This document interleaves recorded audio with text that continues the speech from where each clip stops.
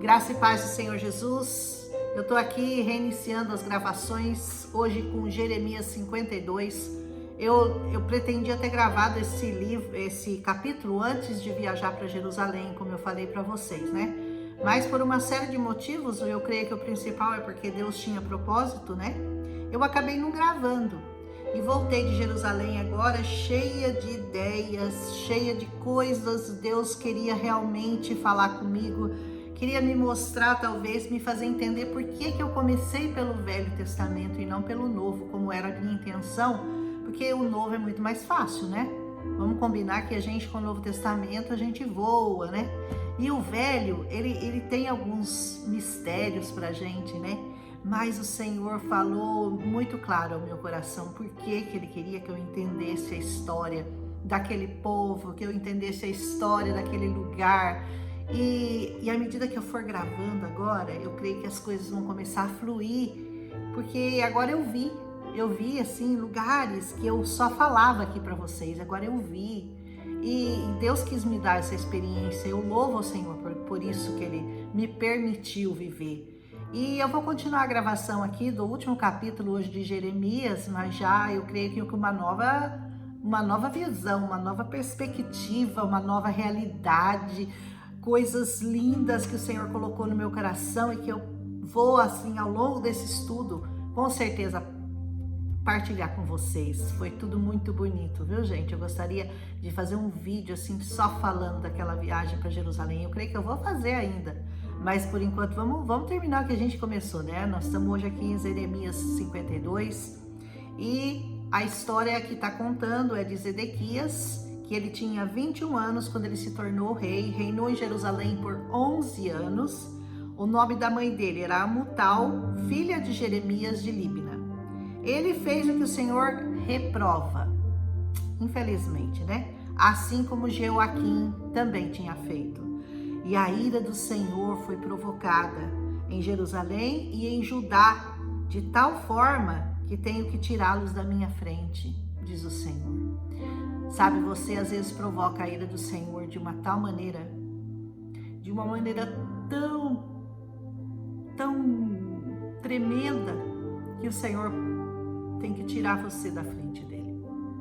Como ele fez aqui com essa terra.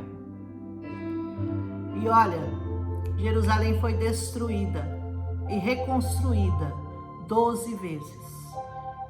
Não é por acaso, né? São 12, né? Como ela tem 12 portas ao redor, como Jesus tinha 12 discípulos e a gente tem um monte de 12 na Bíblia.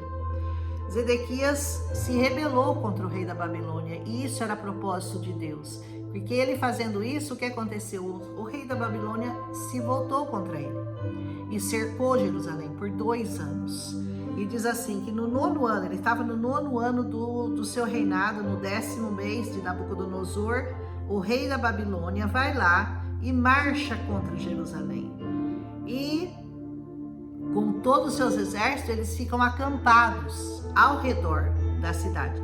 Esse fato aqui, esse acontecimento, a gente já viu lá em Isaías. Ele também narra esse fato. A Bíblia ela é muito interligada, assim, quando você vai estudar um profeta e você vai estudar o outro, você vê que as histórias são as mesmas, mas recontadas, né, de outra maneira, porque alguns profetas são da mesma época, da mesma geração, estão viveram aquele momento, ou estão narrando aquele momento, ou estão prevendo o que vai acontecer.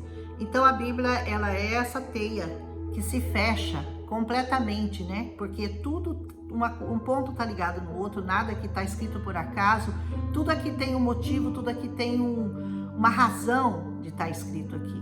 E ele diz assim, o rei marchou contra Jerusalém com todo o seu exército, acamparam fora da cidade, construíram torres de assalto ao redor dela, ou seja, o inimigo construiu torres, então por onde quer que você escapasse, você seria visto do alto. A cidade ficou sob cerco durante 2 anos, até o 11º ano do rei Zedequias.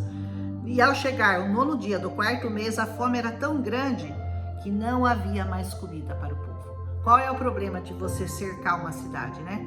O problema é que não tem como o alimento chegar lá. Então o que tem lá dentro vai sendo comido, vai sendo usado, e chega uma hora, 2 anos, sem que você receba alimento nenhum, sem que você possa plantar, sem que você possa ir buscar alimentos em nenhum lugar, acontece que acaba. E eu que conheci Jerusalém, eu vi, lá é uma terra muito seca. Hoje por causa da tecnologia, é uma terra totalmente arada, totalmente fértil, porque eles conseguiram pegar a água do mar para irrigar campos, para beber, eles dessalinizaram a água. É uma coisa impressionante o que fizeram lá, o que virou aquela cidade que você percebe que é só, o pedaço que não está irrigado é só terra e pedra e terra seca. Não dá para acreditar o que aquele povo conseguiu fazer lá. Ou seja, dá para acreditar porque a gente sabe quem que está por trás dessa prosperidade toda que Jerusalém tem hoje, né? Desfruta hoje. Mas enfim, o muro da cidade é então rompido, o rei e os seus soldados fogem da cidade, saem da cidade à noite na direção do Jardim Real pela porta entre 2 muros e, embora os babilônicos estivessem cercando a cidade, eles foram para Arabá. Mas acontece que os babilônicos perseguem o rei Zedequias, eles alcançam ele lá nas planícies de Jericó, onde eu também fui, e seus soldados se separaram e se dispersaram, e ele é capturado. Ele é capturado e é levado ao rei da Babilônia, lá em Ribla, e lá na terra de Amate, né? E lá ele é sentenciado. E o que eles fazem com ele? Eles matam os filhos dele na frente dele, e depois matam todos os nobres de Judá também na frente dele, e mandam furar os olhos dele e vão prendê-lo em correntes de bronze, e assim ele é levado para a Babilônia e mantido lá na prisão até a sua morte. Que final triste que teve o Zedequias, né? Porque ele foi desobediente ao Senhor, ele não atentou para as ordens, para as ordenanças, ele não se preocupou em ouvir os profetas que o avisaram, que o alertaram sobre esse problema, que eles precisavam se arrepender. Gente, tudo lá foi caso de desobediência. Até hoje eles estão debaixo dessa desobediência, né? Porque eles não aceitam o Messias. É uma coisa muito impressionante você ver que aquela cidade que vive do nome de Jesus, porque eles respiram o nome de Jesus lá. A riqueza de todas as nações é trazida até eles por causa do nome de Jesus. Eles são protegidos por causa do nome de Jesus. Mas você pergunta para eles quem é Jesus e eles não querem nem conversa com você. Eles falam, nós não queremos falar sobre esse seu Jesus. É apenas um rabino. Eles não acham nem que Jesus é profeta, hein? Para começar, Jesus é só um rabino que foi morto, como muitos outros, que foi crucificado como muitos outros foram naquela época dos romanos. Então, assim, uma total indiferença à obra de Jesus Cristo e uma certeza de que Jesus não é o Messias, e eles estão aguardando o Messias até hoje. E é muito interessante quando nós chegarmos lá. Ai, eu tô falando demais, gente, é que eu tô muito emocionada, tô muito empolgada com tudo o que eu vi lá. Quando a gente chegar lá em Ezequiel 44, vai falar da porta que tá fechada hoje, porque essa porta é a porta que dá de frente para o Monte das Oliveiras, e essa porta é a que separa o Monte das Oliveiras do templo, o templo que tinha sido construído, e que hoje eles nem entram lá, só os judeus podem entrar lá, a gente só pode, aquela abóbada dourada, a gente só pode ver de fora, quem pode entrar lá são só os judeus, porque eles só adoram ali no Muro das Lamentações, que é o que restou do Templo de Salomão. É muita informação, gente. E aquela porta, você olha assim, aquela porta está fechada, porque a palavra diz que é por ali que o Messias vai entrar, né? E quando Israel foi invadida, em 1543, o que eles fizeram? Ele falou, é por aqui que o Messias vai entrar, mas ele já tinha entrado, Jesus já tinha passado por ali. É por aqui que Jesus foi, 1543, depois de Cristo. Eles disseram, é por aqui que o Messias vai entrar, então nós vamos fechar essa porta, porque vocês não vão receber o Messias. Entenderam? E também outra coisa que eles fizeram, muito interessante, eles fizeram um cemitério na frente do portão. Por quê? Porque o judeu, ele não pode ter contato com os mortos, é coisa imunda, né? Então ele fala, bom, se a gente fizer encher de túmulo, porque eles falaram, bom, se o Messias é judeu, ele não pode se contaminar com os mortos, então nós vamos encher de morto aqui na frente, e vamos fechar esse portão por onde ele vai voltar, que assim o Messias não volta. Olha que ideia, né? Pensa que Jesus vai voltar como homem, como, né? Na verdade, ele vai voltar como julgador, como Senhor de todas as nações, e ele vai pisar aquilo lá, e aquilo lá vai explodir aquela porta lá em nome de Jesus, né? Mas, bom, é muita coisa. Deixa eu terminar aqui porque eu tenho que explicar o capítulo para vocês, não é isso? É que eu tô empolgada. E diz assim, né? Que o Nabucodonosor incendiou o templo, o palácio real, todas as casas de Jerusalém. Gente, a gente vai lá, só tem pedra, só tem resto, assim, olha, aqui tinha tal coisa, aqui tinha, mas só restaram poucas coisas, porque Jerusalém foi destruída várias vezes e reconstruída, destruída, e nem do que tá lá é dos templos antigos, porque eles refizeram muitas coisas, né, parecidas com o que era antes, mas não é a verdadeira, porque não sobrou quase muita coisa de Jerusalém. Todo o exército babilônico, sob o comandante da guarda, derrubou todos os muros em torno de Jerusalém. Hoje a gente vê, só tem pedaços do muro, né? Só restou aquele muro das lamentações, que é grande, o resto está tudo derrubado, tudo derrubado. Nebuzaradã, o comandante da guarda, deportou para a Babilônia alguns dos mais pobres e o povo que restou na cidade, juntamente com o restante dos artesãos e aqueles que tinham se rendido ao rei da Babilônia. Então esses ele deportou e deixou eles ficarem lá. Como Deus falou, se entrega.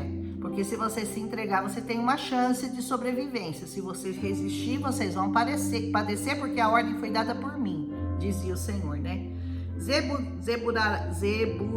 Nebuzaradã deixou para trás o restante dos mais pobres da terra para trabalhar nas vinhas e nos campos. Os babilônios despedaçaram as colunas, os estrados, móveis, mar de bronze que ficavam no templo. Eles acabaram com tudo, levaram embora todo o bronze, levaram as panelas, as pasas, tesouras, as bacias, as tigelas, todos os utensílios de bronze.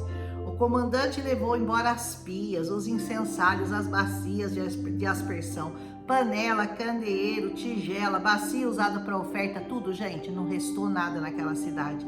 O bronze tirado das duas colunas, o mar e os 12 touros de bronze debaixo dele, os estrados móveis que o rei Salomão fizera para o templo, era mais do que se podia pesar. Ele nem fala o peso aqui, porque era tanto que não era possível ser pesado, de tanto bronze que tinha naquilo lá. Cada uma das colunas, para você ter uma ideia, tinha 8 metros e 10 centímetros de altura e 5 metros e 40 centímetros de circunferência. Imagina, cada uma tinha 4 dedos de espessura e era oca por dentro. O capitel de bronze no alto da coluna tinha 2 metros e 25 centímetros.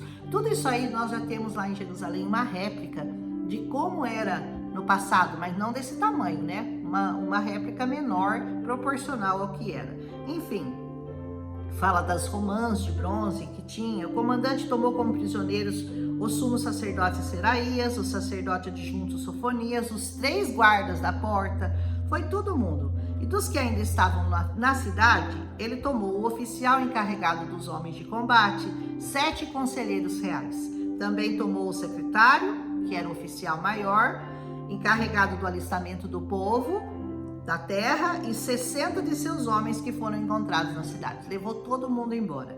O comandante tomou todos eles e os levou ao rei da Babilônia em Ribla. Lá em Ribla, na terra de Amate, o rei fez com que eles fossem executados. Matou a todos, viu? E assim Judá foi para o cativeiro, longe da sua terra. Este é o número dos que Nebuzaradã levou para o exílio. No 7º ano, 3.023 judeus. No 18º, 832. E no 23º, 745. No total, 4.600 judeus foram levados. No ano 37 do exílio do rei Joaquim de Judá, no ano em que Evil-Merodach tornou-se o rei da Babilônia, aí já era outro rei, ele libertou o rei Joaquim de Judá da prisão no dia 25 do 12º mês.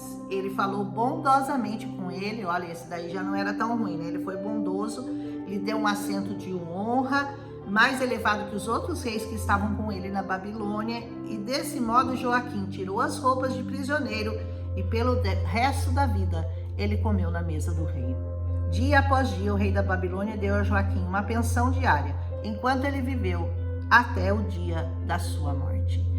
Então, apesar de todos os feitos contrários à vontade do Senhor, mas o Senhor honrou ainda Joaquim e deu a ele um tempo de paz, um tempo muito embora vivendo longe da sua terra, mas ali ele foi alimentado, ali ele viveu sem ser tratado como um prisioneiro, sem ter as agruras da prisão, sem ter ferrolhos e etc. Enfim, o fim dele não foi tão terrível quanto o de Zedequias, né? Então, aqui a gente termina o livro de Jeremias. Nós vamos começar agora Lamentações de Jeremias, no próximo capítulo.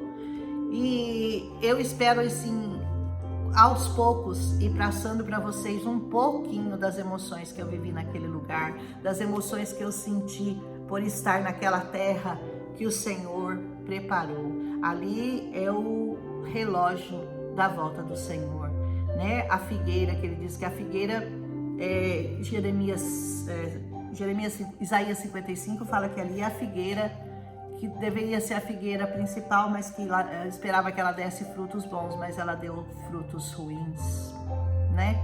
E a videira verdadeira hoje nós sabemos é Jesus Cristo, o nosso Senhor, no qual nós estamos enxertados, mas com muito zelo, viu? E com muito cuidado, porque Deus não poupou esse povo que era dele, pode não poupar você também. Então, que nós sigamos vivendo o melhor que Deus tem para cada um de nós. E Deus tem coisas grandes para nós. Deus tem coisas maravilhosas. Eu conheci muita gente maravilhosa nessa viagem. Muita gente do povo de Deus, gente que está no meu coração até hoje. Eu vou postar aos poucos da minha viagem lá para Israel. Mas é tudo muito emocionante, vale a pena. Se você puder ir, você vá. Faça disso um projeto de vida. Não que seja o mais importante, porque o que Deus me falou com relação a Israel, o Senhor me falou, são apenas pedras, Roselena. São apenas pedras. E elas vão passar. O que não vai passar e que tem que estar no seu coração são essas palavras aqui. As minhas palavras não vão passar, diz o Senhor. Então, é bom conhecer Jerusalém. O Senhor me presenteou, aleluia, glória a Deus, eu acho isso muito lindo. Mas você pode até, se tiver esse sonho no seu coração como eu tinha, você se empenhe.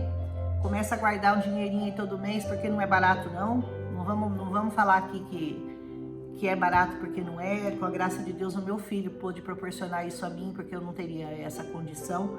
Mas, se for um projeto de vida seu, faça isso. Comece a orar ao Senhor, porque a visão de Jerusalém é de tirar o fôlego. A hora que você chega lá, você sente que aquela terra é diferenciada, que aquela terra tem um brilho, tem uma coisa assim que não é normal, que é espiritual de verdade. Quando você chega em Jerusalém, assim, você tem um impacto. E quando você vai orar também nos jardins, lá no Getsemane, é um impacto muito grande. Gente, eu queria contar muita coisa para vocês, mas eu já gastei 18 minutos com essa gravação. E glória a Deus, em nome de Jesus, eu vou continuar postando esse trabalho até chegarmos terminarmos o Novo Testamento, em nome de Jesus. Quando eu chegar em Ezequiel vai ser bárbaro, porque Ezequiel fala muito das portas lá de Jerusalém, das portas que eu andei, né? Eu andei na porta de Jafa, na porta de Damasco, na porta... Olha, eu passei por várias portas lá dentro da cidade de Jerusalém e é realmente assim, é a história sendo materializada para mim. Tudo que eu li, tudo que eu falei, agora eu estava vivendo e foi tudo muito lindo. Amém? Um abraço em nome de Jesus.